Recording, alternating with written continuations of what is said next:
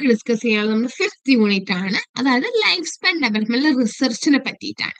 Okay, നമ്മുടെ development related theories, life span perspective എന്താന്ന് പറഞ്ഞാൽ ഓരോ സ്റ്റേജസ് എന്താന്നൊക്കെ പറഞ്ഞു.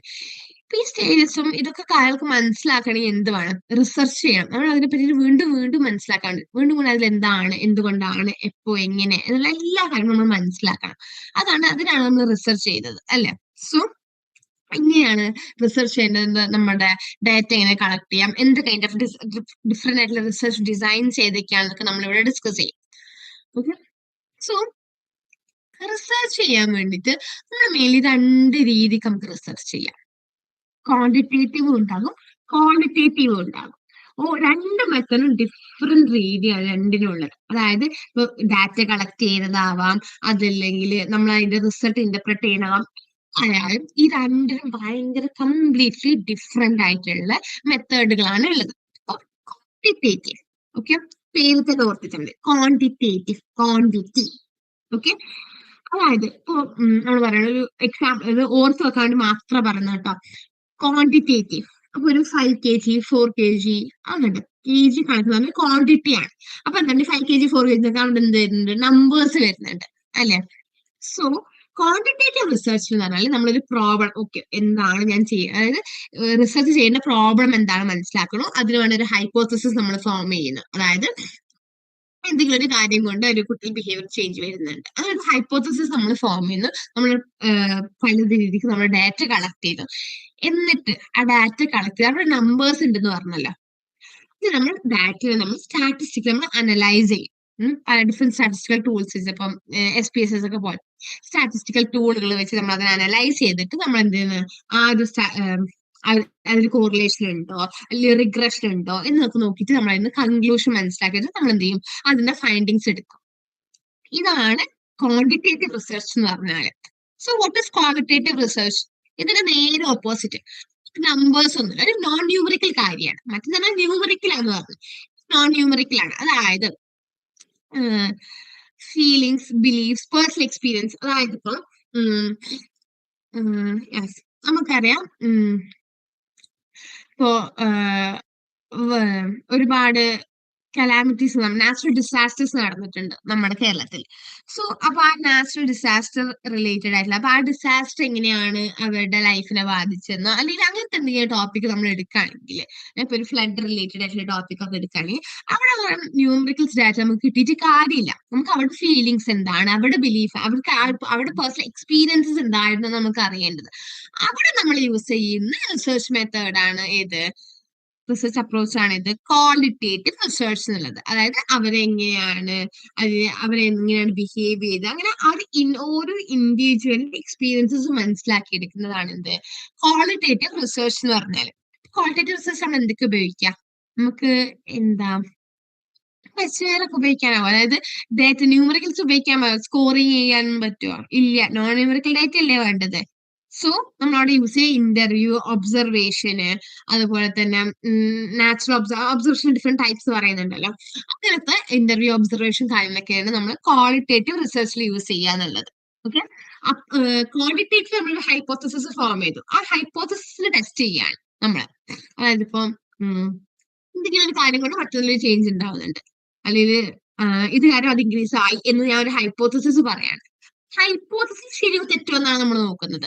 പക്ഷെ ഇവിടെ ക്വാളിറ്റേറ്റീവ് നമ്മൾ ആ കംപ്ലീറ്റ് ആ ഒരു ബിഹേവിയറിന്റെ ബാക്കിയുള്ള സ്റ്റോറി കംപ്ലീറ്റ് മനസ്സിലാക്കാൻ വേണ്ടിയിട്ട് ശ്രമിക്കുന്നത്. സോ ഇതാണ് 2 types, 2 approaches, qualitative and quantitative. Okay, ഇനി നമ്മൾ പറഞ്ഞു പ്രോബ്ലം. ഇപ്പൊ ക്വാളിറ്റേറ്റീവ് ആയാലും ക്വാണ്ടിറ്റേറ്റീവ് ആയാലും നമ്മൾ ഡാറ്റ എങ്ങനെ ഒബ്സർവ് ചെയ്യുക, ഡാറ്റ എങ്ങനെ കളക്ട് ചെയ്യാന്നുള്ളത്, അതായത് ഇന്റർവ്യൂ, ഒബ്സർവേഷൻ ഒക്കെ പറഞ്ഞു. അതൊന്നും കൂടി ചെറിയ നമുക്ക് ഡീറ്റെയിൽ ആയിട്ട് നോക്കിയാലോ? ഓക്കെ, അതായത് നമ്മളിപ്പം ഡെവലപ്മെന്റ് ആണല്ലോ, ഡെവലപ്മെന്റ് റിലേറ്റഡ് റിസർച്ച് ആണ് നമ്മൾ പറയുന്നത്. സോ നമുക്ക് അവിടെ ഇൻഫാൻസ് ഉണ്ട്, ചിൽഡ്രൻ ഉണ്ട്, അഡൽട്ട് ഉണ്ട്, ലേറ്റ് അഡൽട്ട്ഹുഡിലുള്ളവരുണ്ട്, അങ്ങനെ ഒരുപാട് കാറ്റഗറിയിലുണ്ട്. സോ ഏത് കൈൻഡ് ഓഫ്, അതായത് എങ്ങനെ ഡാറ്റ കളക്ട് ചെയ്യണം, ഡാറ്റ കളക്ട് ചെയ്യുന്ന മെത്തേഡ് ഏത് വേണം എന്നുള്ളത് നമ്മൾ ആരെയാണോ സ്റ്റഡി ചെയ്യാൻ ഉദ്ദേശിക്കുന്നത് അതിനനുസരിച്ച് അത് ഭയങ്കര ഡിഫറെന്റ് ആയിരിക്കും എന്നാണ് പറയുന്നത്. സോ ഫസ്റ്റ് ഇപ്പോൾ ഒബ്സർവേഷൻ നമുക്ക് ഡാറ്റ കളക്ട് ചെയ്യാൻ പറ്റൂല. അതായത് സയന്റിഫിക് ഒബ്സർവേഷൻ ആണ് എന്താണ്, സയന്റിഫിക്, ഭയങ്കര സിസ്റ്റമാറ്റിക് ആൻഡ് ഭയങ്കര കൃത്യമായിട്ട് പ്ലാൻ ചെയ്തിട്ട് നമ്മൾ എന്ത് ചെയ്യുക, ഒബ്സർവ് ചെയ്യുന്നത് സയന്റിഫിക് എന്ന് പറഞ്ഞാൽ. നമ്മൾ ഏത് ബിഹേവിയർ ഒബ്സർവ് ചെയ്യുന്നത്, ആരെയാണ് നമ്മൾ ഒബ്സർവ് ചെയ്യുന്നത്, എപ്പോ, എങ്ങനെ, ഈ ഒബ്സർവേഷൻസ് നമ്മളെങ്ങനെ കണ്ടക്ട് ചെയ്യും, ഈ ഒബ്സർവ് ചെയ്തിട്ടുള്ള ഡേറ്റ് നമ്മളെങ്ങനെ അതിന്റെ റിലയബിലിറ്റി അക്യൂറസി എത്രത്തോളം ഉണ്ട് നമ്മളെങ്ങനെ റെക്കോർഡ് ചെയ്യും, ഈ കാര്യങ്ങളൊക്കെ നോക്കുകയാണ് ഒബ്സർവേഷൻ എന്ന് പറഞ്ഞാൽ. ഓക്കെ. പിന്നെ ഈ ഒബ്സർവേഷൻ നമുക്ക് ലബോറട്ടറി ഒബ്സർവേഷൻ ഉണ്ട്. ലബോറട്ടറി എന്താണ്? ഒരു നാച്ചുറൽ സെറ്റിംഗ് ആണോ ലബോറട്ടറി? അല്ല. ലബോറട്ടറി ഒരു കൺട്രോൾ സെറ്റിംഗ് ആണ്. ആ സമയം അവിടെ കൺട്രോൾ സെറ്റിംഗിന്റെ ഉപകാരം എന്ന് പറഞ്ഞാൽ എന്താണ്? അവിടെ ഒരാളുടെ ബിഹേവിയർ, അപ്പൊ നമുക്ക് പഠിക്കേണ്ട, അല്ലെങ്കിൽ നമുക്ക് ഡാറ്റ കളക്ട് ചെയ്യേണ്ട ഇൻഡിവിജ്വലിന്റെ ബിഹേവിയറെ ബാധിക്കുന്ന പല ഫാക്ടേഴ്സ് നമുക്ക് എന്ത് ചെയ്യാൻ പറ്റും, അവിടെ കൺട്രോൾ ചെയ്യാൻ പറ്റും. പക്ഷെ അവിടുത്തെ ഒരു ലിമിറ്റേഷൻ എന്താണ്? ഇപ്പൊ നമുക്കറിയില്ല നമ്മൾ എന്താ ചെയ്യാൻ പോകുന്നത്, നമ്മുടെ ഇത് ഡാറ്റ നമ്മൾ ഒബ്സർവ് ചെയ്യാൻ പോകുന്നത് നമുക്ക് അറിയില്ല. നമ്മളിപ്പോ ഒരു നാച്ചുറൽ സെറ്റിംഗിലാണെന്നുണ്ടെങ്കിൽ, ഞാൻ ഇവിടെ ഇരിക്കുകയാണ്, എന്നെ ആരോ അപ്പുറം നിന്ന് ഒബ്സർവ് ചെയ്യുന്നുണ്ടെങ്കിൽ, ഓക്കെ, ഇന്നെ ഒബ്സർവ് ചെയ്യുന്നുണ്ട്, ഞാൻ അറിയുന്നില്ല. അതുകൊണ്ട് തന്നെ ഞാൻ എന്റെ ആ ബിഹേവിയർ ഞാൻ കാണിക്കും. എന്തിപ്പോ നല്ലതാണെങ്കിലും ചീത്തയാണെങ്കിലും എന്നെ ഒബ്സർവ് ചെയ്ത് ഞാൻ അറിയുന്നില്ല. ഓക്കെ. ഞാൻ അതല്ല എന്റെ ലബോറട്ടറിയിൽ കൂട്ടിക്കൊണ്ടുപോയിട്ടാണ് ഇതാക്കുന്നുണ്ടെങ്കിൽ എനിക്ക് മനസ്സിലാവും. അതായത് ആ ഒരു artificial nature of the setting, നമ്മളെ അവർ സ്റ്റഡി ചെയ്യുകയാണ്, അല്ലെങ്കിൽ നമ്മൾ അവരെ ഒബ്സർവ് ചെയ്യുകയാണ് എന്നുള്ള അവയർനെസ് നമുക്ക് ഉണ്ടാകുമ്പോൾ എന്ത് ചെയ്യും, നമ്മുടെ ബിഹേവിയറിന് ഒരുപാട് ലിമിറ്റേഷൻസ് വരുത്തും. പിന്നെ ഒരു ലബോറട്ടറി ഒബ്സർവേഷൻ ഒക്കെ ആകുമ്പോൾ പാർട്ടിസിപ്പൻസിന് ഒരു കൈൻഡ് ഓഫ് ഒരു ഡിസ്കംഫോർട്ട് ഒക്കെ ഉണ്ടാവാൻ ചാൻസ് ഉണ്ട്. അതാണ് ലബോറട്ടറി ഒബ്സർവേഷൻ എന്ന് പറഞ്ഞാൽ. അതായത് കൺട്രോൾ സെറ്റിംഗിലാണ് ഉണ്ടാവുക. ഓക്കെ. പിന്നെ നാച്ചുറലിസ്റ്റ് ഒബ്സർവേഷൻ ഞാൻ പറഞ്ഞു റിയൽ വേൾഡ് സെറ്റിംഗ് നിന്ന്, അതായത് അവിടെ സിറ്റുവേഷനിൽ മാറ്റം വരുത്താനോ കൺട്രോൾ ചെയ്യാനോ മാനിപ്പുലേറ്റ് ചെയ്യാനോ വേണ്ടി ഒന്നും ശ്രമിക്കുന്നില്ല. ആ റിയൽ വേൾഡ് സെറ്റിംഗ് നിന്ന് നമ്മൾ ഒരാളുടെ ബിഹേവിയർ ഒബ്സർവ് ചെയ്യാം. അതായത് ഹോം, സ്കൂൾ, അല്ലെങ്കിൽ വർക്ക് പ്ലേസസ് ഒക്കെ നമ്മൾ ഒബ്സർവ് ചെയ്യുന്നതാണ് എന്ത് പറയുന്നത് നാച്ചുറലിസ്റ്റ് ഒബ്സർവേഷൻ എന്ന് പറഞ്ഞാൽ. അത് ലബോറട്ടറി സെറ്റിംഗിൽ കിട്ടാത്ത ഒരുപാട് ബിഹേവിയേഴ്സും കാര്യങ്ങളും നാച്ചുറൽ സെറ്റിംഗ് നമുക്ക് കിട്ടുമെന്നാണ് പറയുന്നത്. ഓക്കെ. പിന്നെ ഡാറ്റ കളക്ട് ചെയ്യാനുള്ള അടുത്തൊരു മെത്തേഡാണെന്ത്, സർവേ ആൻഡ് ഇന്റർവ്യൂ. ഓക്കെ. അതായത് നമ്മൾ അവരുടെ അടുത്ത്, പാർട്ടിസിപ്പൻസിന്റെ അടുത്ത് അവരുടെ ആറ്റിറ്റ്യൂഡ്, ബിലീഫ്, ബിഹേവിയർ, ഇതിനെ പറ്റിയൊക്കെ ഡയറക്ട്ലി ക്വസ്റ്റ്യൻസ് ചോദിക്കാം. നമ്മുടെ വീട്ടിലൊക്കെ സർവേ എടുക്കാനൊക്കെ ആൾക്കാർ വരാറില്ലേ, അത് തന്നെ. അതായത് ഡയറക്ട്ലി ക്വസ്റ്റ്യൻസ് ചോദിക്കാം. നമ്മളെ വീട്ടിൽ അവർ അങ്ങനെ വരുന്നത് എന്തുകൊണ്ടാ? അവർക്ക് ഒരുപാട്, ഒരു പഞ്ചായത്തായാലും ഒരു വാർഡിലുള്ള ഒരുപാട് ആളുകളുടെ ഇൻഫർമേഷൻ അവർക്ക് വേണ്ടേ? നമ്മുടെ വീട്ടിൽ നിന്ന് മാത്രം പോരല്ല, അവർക്ക് അവരുടെ ഒരു ആവശ്യത്തിന് അവർക്ക് ആ ഹോൾ സ്ഥലത്തുള്ള ആളുകളുടെ ഇൻഫർമേഷൻ വേണം. അപ്പോ എന്താണ്, ഒരു ലാർജ് നമ്പർ ഓഫ് ആൾക്കാരുടെ കയ്യിൽ നമുക്ക് ഇൻഫർമേഷൻ കിട്ടണമെങ്കിൽ നമ്മൾ യൂസ് ചെയ്ത മെത്തേഡാണ് ഡാറ്റ കളക്ട് ചെയ്യാൻ സർവേ മെത്തേഡ്. അത് നമുക്ക് ഇങ്ങനെ ഡയറക്റ്റ് ആയിട്ട് കണക്ട് ചെയ്യാം, അതിൽ ഓൺലൈൻ വഴി ഫോണിലൂടെ ഒക്കെ നമുക്ക് എന്ത് ചെയ്യാൻ പറ്റും, ഡാറ്റ കളക്ട് ചെയ്യാൻ പറ്റും. പക്ഷെ ഇതിന്റെ ഒരു ലിമിറ്റേഷൻ എന്താണെന്ന് അറിയാം. അപ്പൊ നമ്മുടെ വീട്ടിലൊക്കെ സർവേക്ക് നമ്മുടെ ഒരു അതായത് ആൾക്കാരെണ്ണം അങ്ങനെ എടുക്കാനല്ല കേട്ടോ, അതല്ലാണ്ട് വേറെ എന്തെങ്കിലും ഒരു ക്വസ്റ്റ്യൻ, ഇപ്പൊ ആറ്റിറ്റ്യൂഡ്, ബിലീഫ്, ബിഹേവിയർ റിലേറ്റഡ് ഒക്കെ എന്തെങ്കിലും ക്വസ്റ്റ്യൻ ചോദിക്കുമ്പോൾ നമുക്കൊരു നമ്മൾ നല്ലതാണെന്നുള്ള രീതിക്ക് നമുക്ക് സംസാരിക്കാൻ തോന്നൂല. അതാണ് സോഷ്യൽ ഡിസയറബിലിറ്റി ബയാസ്. അതായത് എന്താണ്, ബാക്കിയുള്ളവർക്ക് അക്സെപ്റ്റ് ചെയ്യാൻ പറ്റും, നല്ലതായിട്ടുള്ള റെസ്പോൺസ് കൊടുക്കാൻ വേണ്ടി നമ്മൾ ശ്രമിക്കും. നമ്മുടെ ഹോണസ്റ്റ് റെസ്പോൺസിന് അപ്പുറം നമ്മൾ എന്താണ്, എല്ലാവർക്കും അക്സെപ്റ്റ് ചെയ്യാൻ പറ്റുന്ന രീതിക്കുള്ള ഒരു റെസ്പോൺസ് കൊടുക്കാൻ വേണ്ടി ശ്രമിക്കും. അത് സർവേയുടെ ഒരു ലിമിറ്റേഷൻ ആണ്. ഓക്കെ. പിന്നെ ടെസ്റ്റ്, സ്റ്റാൻഡർഡൈസ്ഡ് ടെസ്റ്റുകൾ. അതായത് നമ്മുടെ പ്രാക്ടിക്കലിനും ലാബിലൊക്കെ ചെയ്യുന്ന ഡിഫറെന്റ് ടെസ്റ്റുകൾ ഉണ്ടല്ലോ. അപ്പം ഇന്റലിജൻസ് മെഷർ ചെയ്യാൻ വേണ്ടി വെഷ്ലറിന്റെ അഡൽട്ട് ഇന്റലിജൻസ് സ്കെയിൽ ഉപയോഗിക്കുന്നത്, പേഴ്സണാലിറ്റി മെഷർ ചെയ്യാൻ വേണ്ടിയിട്ട് MMPI യൂസ് ചെയ്യുന്നത്. അവിടേക്ക് നമ്മള് അവിടെ അത് അഡ്മിനിസ്ട്രേറ്റ് ചെയ്യുന്നത്, അതിനെ സ്കോർ ചെയ്യുന്നത്, എന്നിട്ട് ഇപ്പൊ ഒരാളുടെ ഒരു റിസൾട്ട് കിട്ടിയാൽ വേറൊരു ആളുടെ റിസൾട്ടായിട്ട് കമ്പയർ ചെയ്യുന്നത്. ഓക്കെ. ഇതാണ് ടെസ്റ്റ്. ഇങ്ങനെ ടെസ്റ്റ് ചെയ്യുമ്പോൾ നമുക്ക് എന്ത്, നമുക്ക് ഡാറ്റ കിട്ടുന്നുണ്ട്. പിന്നെ കേസ് സ്റ്റഡി എന്ന് പറഞ്ഞാൽ ഒരാളുടെ ഇൻഡെപ്ത് എക്സാമിനേഷൻ, അതായത് ഒരു ഇൻഡിവിജ്വലിനെ പറ്റി ഭയങ്കര അധികം ഡെപ്തിൽ നമ്മൾ പഠിക്കാം.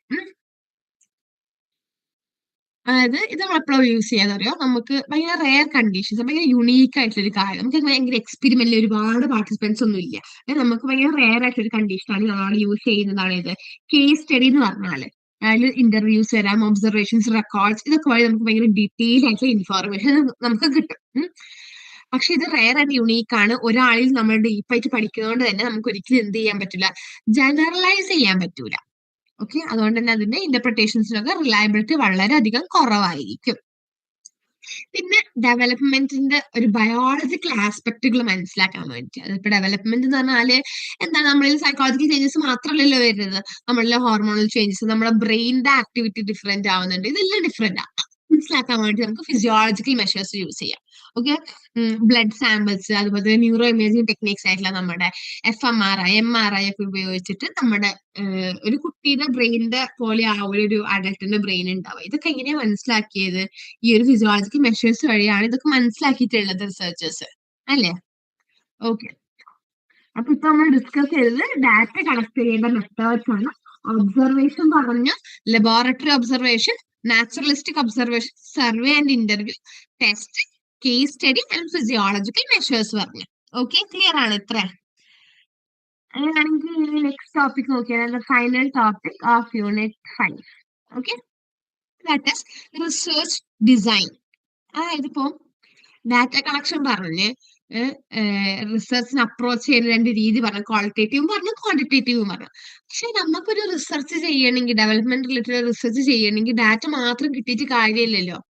ഒരു പ്രോപ്പർ ആയിട്ടുള്ള റിസർച്ച് ഡിസൈൻ വേണ്ട നമുക്ക്.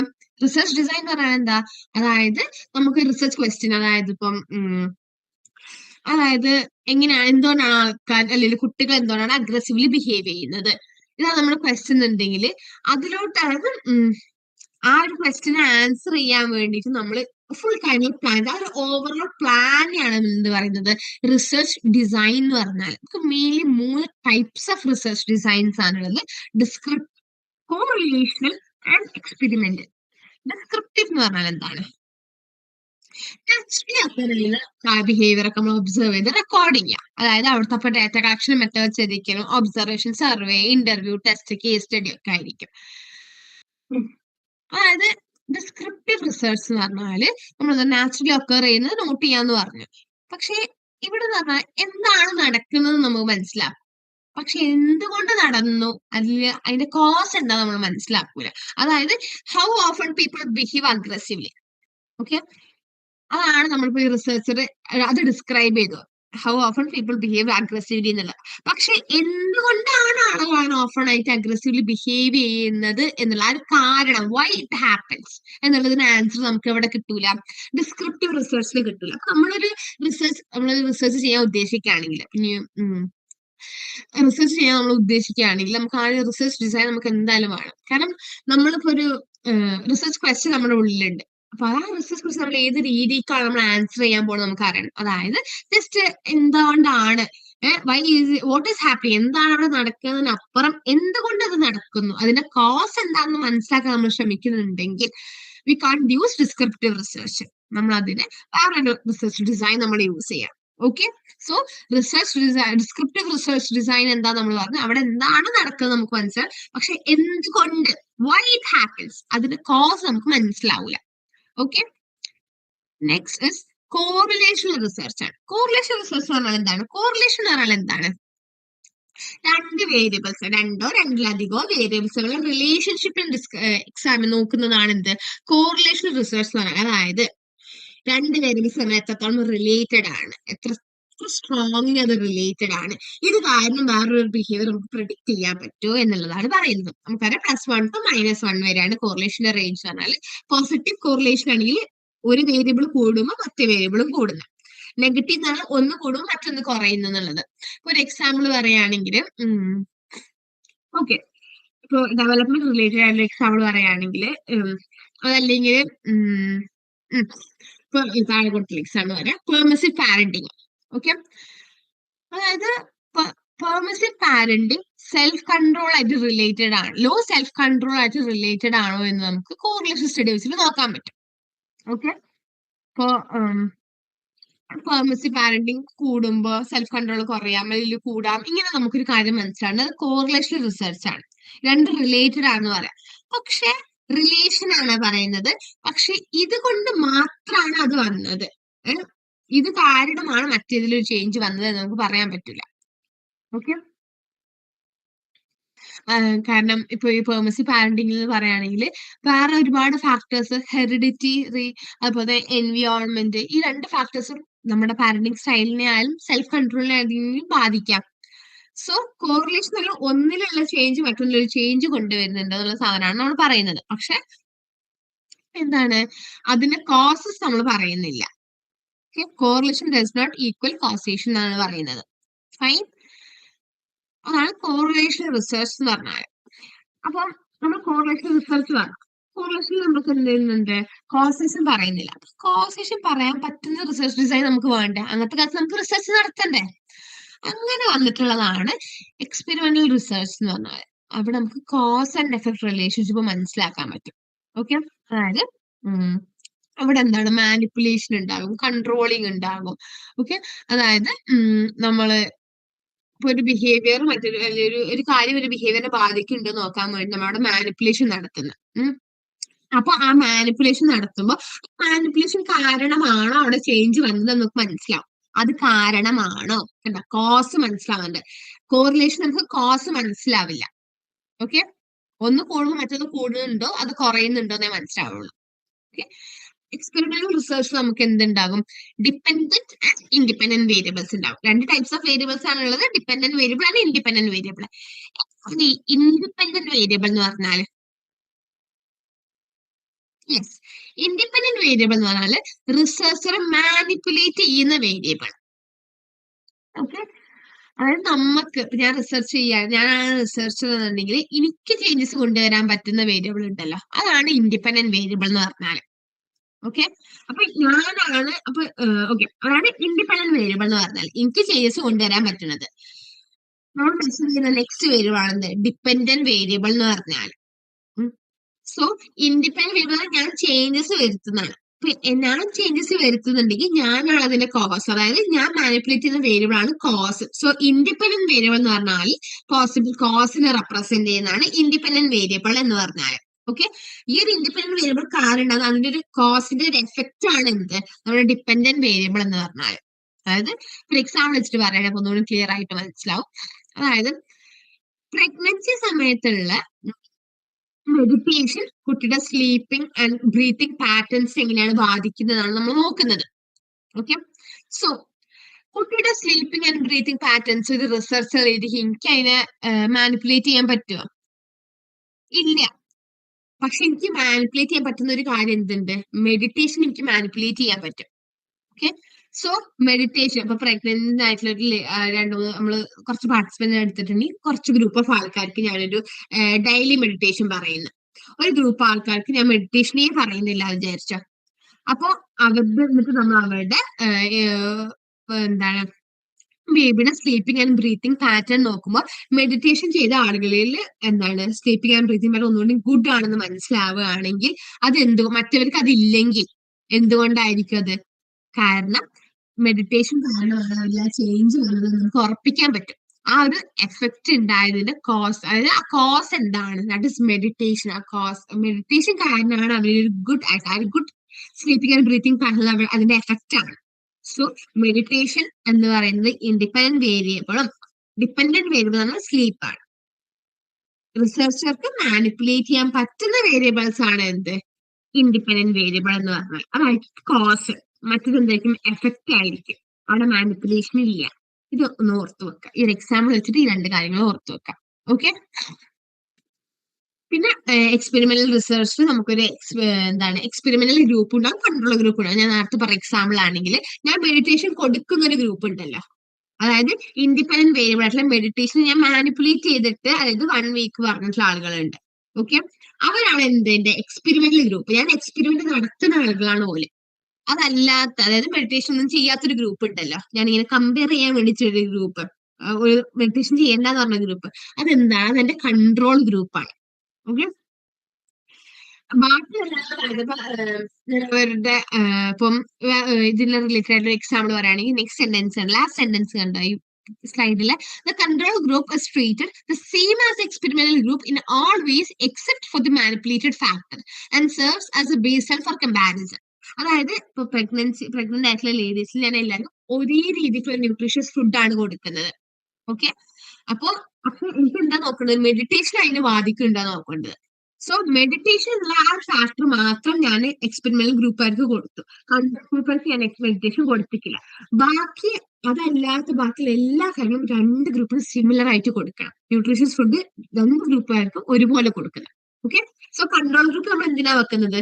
നമ്മുടെ ഈ എക്സ്പെരിമെന്റൽ ഗ്രൂപ്പിനെ കമ്പയർ ചെയ്യാൻ വേണ്ടിയിട്ടാണ് നമ്മൾ ഈ കൺട്രോൾ ഗ്രൂപ്പ് വെക്കുന്നത്. അങ്ങനെ ഒരു കൺട്രോൾ ഗ്രൂപ്പ് ഇല്ലാന്ന് വിചാരിച്ചോ. ഞാൻ എക്സ്പെരിമെന്റൽ ഗ്രൂപ്പ്, അതായത് മെഡിറ്റേഷൻ ചെയ്തിട്ടുള്ള പ്രഗ്നന്റ് ആയിട്ടുള്ള ലേഡീസിൽ എന്താണ് കുട്ടികളുടെ ഹാർട്ട് ബീറ്റ് എന്തും ഗുഡ് ആണെന്ന് ഞാൻ പറയുന്നു. അത് മെഡിറ്റേഷൻ കൊണ്ടാണെന്ന് എന്താ നിർബന്ധം? അത് നമുക്ക് അവിടെ കമ്പയർ ചെയ്യാൻ നമുക്ക് എന്ത് വേണം? We need A control group. Okay. So ഇതാണ് ഇപ്പൊ യൂണിറ്റ് 5 നമ്മൾ കംപ്ലീറ്റ് ചെയ്ത് നമ്മൾ ഇതിൽ ഡിസ്കസ് ചെയ്തത്. റിസർച്ച് ഡിസൈൻസ് പറഞ്ഞു, methods for data collecting data പറഞ്ഞു, പിന്നെ ക്വാണ്ടിറ്റേറ്റീവ് ആൻഡ് ക്വാളിറ്റേറ്റീവ് റിസർച്ച് പറഞ്ഞു. ഇതാണ് നമുക്ക് യൂണിറ്റ് 5 കംപ്ലീറ്റ്ലി ഡിസ്കസ് ചെയ്യാനുള്ളത്. സോ യൂണിറ്റ് 5 നമ്മൾ കംപ്ലീറ്റ് ചെയ്തിട്ടുണ്ട്. ഓക്കെ, എല്ലാം ക്ലിയർ ആയെന്ന് വിചാരിക്കുന്നു. ഓക്കെ, നമുക്ക് നെക്സ്റ്റ് ക്ലാസ്സിൽ കാണാം. Thank you and happy learning.